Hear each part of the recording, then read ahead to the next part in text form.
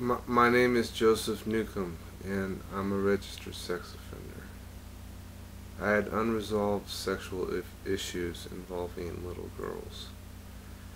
And when you got issues, regardless of what they are, and you allow the issues to go unresolved, eventually they're going to catch up to you and bite you in the ass.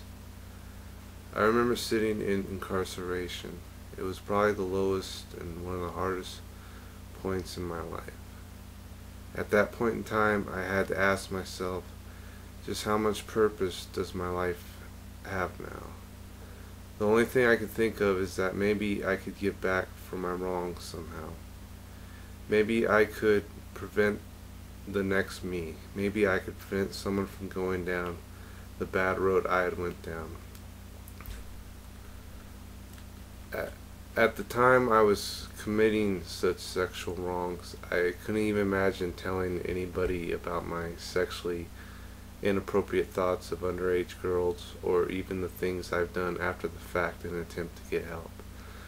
I thought I'd be ridiculed, abused, and possibly abandoned or disowned by my parents. My self-esteem and self-worth was low enough to where it felt like it would damn near kill me. Our parents are like psychological gods. How they think and feel about us can matter so much. They can be so key to our self-esteem and self-worth.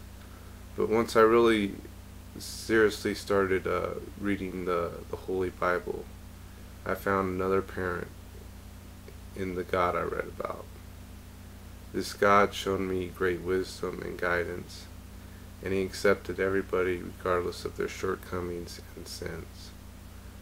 I see the Holy Bible as a recommended read for anyone. Even if you feel the teachings of Christianity do not fit you, there are still so many faiths and belief systems out there that still might be able to benefit you. I think it would be positive for everyone to open their mind up to all the different faiths and belief systems out there. It wasn't until I got incarcerated for my sexual wrongs before I seriously started reading the Holy Bible. I remember reading the Bible in incarceration and weeping from some of the things I read, because it showed me how wrong and how off I was in the way I thought about things. It gave me new perspective and outlook on life. Nowadays, I'd tell anybody who was having any troubling, risky, or harmful sexual issues to tell somebody in an attempt to get help, and to risk ridicule and abandonment from loved ones, because it would be the right thing to do. It would be the hero thing to do. I'm sure the goods would outweigh the bads. One would be preventing new victims and preventing a harder road for themselves if they were to get caught and punished. In coming forward to disclose any risky, troubling, or harmful sexual issues you might have in order to get help, you just gotta say, fuck it all, with whatever happens, and do it.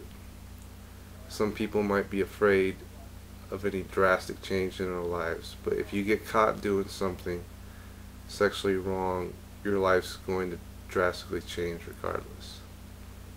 Some of you might be afraid of losing friendships, relationships, or even love and support from family. And to that you gotta say fuck it all.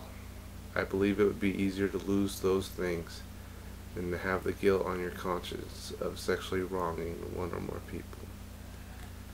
If you could do that, you'd be better than me. You'd be a hero to me. You'd also be a special unknown hero to those who could have quite possibly been your future victims. For those of you out there who have already sexually wronged people one or more times and haven't been caught for it yet, I've heard of people falling into the mindset, I believe I myself had fallen into it as well, of I've already done it once, so what difference does it make if I do it again? Well, I'd like to say that it does make a difference. The less you do, the less pain you will potentially cause, and the less you will have on your conscience. I think anybody who would be capable of committing any sexual wrongs need to realize that nobody can commit any misdeeds for the rest of their life. Eventually you're going to get caught. I believe it's just the way the world is. Some people might call it karma. I myself call it God. Depends on what you believe. I would also add that the less bad deeds one does in life would be the less guilt one would have to carry on their conscience. And the less guilt a person carries on their conscience would be the less pain they have to feel.